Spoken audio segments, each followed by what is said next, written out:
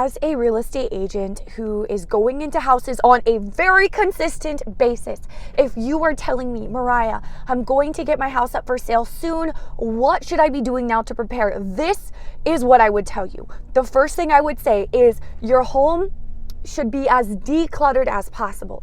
Obviously, buyers are going to know you still live there, and that's okay.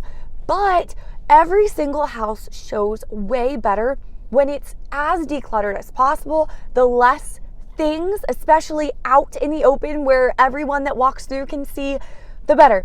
Here's what this might practically look like. Walk through your house room by room and declutter. Start putting things in boxes. You're going to be moving anyway, so now is the perfect time to start putting things in boxes. Whatever you don't use every day, on a daily, consistent basis, pack it away in boxes. You're going to be moving anyway. Whatever you don't think you want to take with you to your next home, now is the time to do your giant decluttering and get rid of it. I would say to even go as far as going through every single drawer, including your junk drawer, your drawers, your closets, every door, nook, and cranny of your house. Because here's the thing. I know it sounds a little intrusive to home sellers for buyers to be just looking through, a cupboard or a closet, for example. But if a buyer is serious about buying a house, they're going to want to know how deep that cabinet is, how wide the pantry is, or whatever. These are things they're going to need to know about.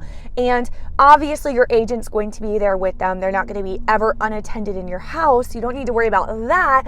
But a serious buyer is going to be interested in knowing how deep some of the cupboards are. It's just the way it is. So do your best, biggest decluttering. Whatever you do not need or use anymore or want to take with you to your next house, get rid of it / put it in boxes. Now, you're like, okay, I've got all these things in boxes. What do I do with these boxes? Because obviously my house isn't going to show well if I have boxes all over my house. What you're going to do with the boxes is you're going to take your garage, if you have one, and you're going to put all those boxes in your garage.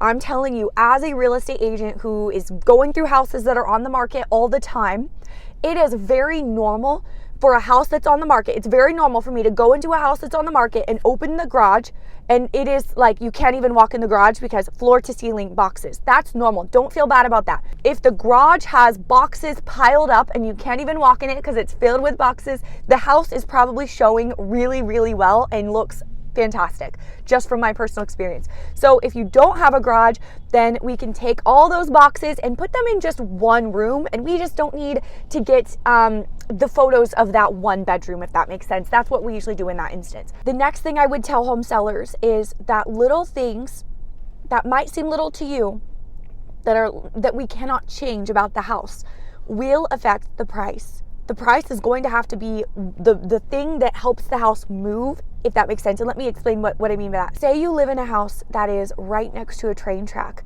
and maybe it doesn't bother you because you've lived there forever and you don't even notice or hear the train anymore. But to buyers, that's going to be a really big deal. That's something that will for sure affect the price of your home.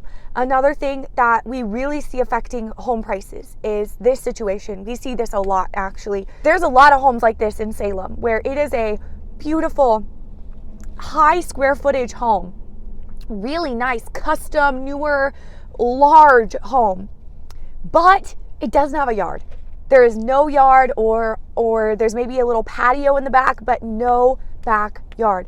Unfortunately, homes like that do tend to either sit a little bit longer and or need to have just a realistic adjustment of the price. We can't be comparing a home that has the square footage is there, it's beautiful, it's big, but there's no yard. We cannot be comparing that when we're doing our CMA, our market analysis. We cannot be comparing that home to other homes that are, have recently sold and look the same as that house on the inside, but that do have a yard, if that makes sense. The last thing to keep in mind if you're going to be selling your home soon is if your real estate agent is doing a market analysis. Basically, that's what we do to come up with the price.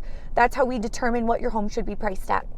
We take a look at all the homes in the area that have recently sold that have similar criteria to yours. And the way that real estate agents do their market analysis, it's the same things. We're looking at the same things that appraisers are going to be looking at.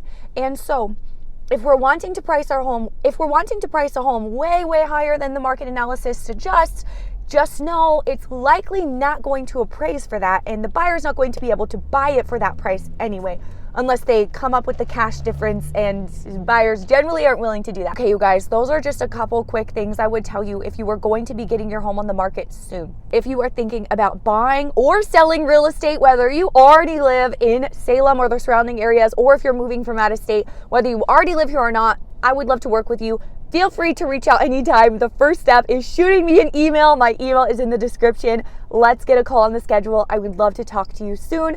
Also, if you grab value from today's video, hit the thumbs up button, and don't forget to head over to my channel. I have a handful of playlists sharing everything you need to know about living in, buying real estate in, or moving to Salem and the many beautiful surrounding areas here in Oregon, and I'll see you guys next time.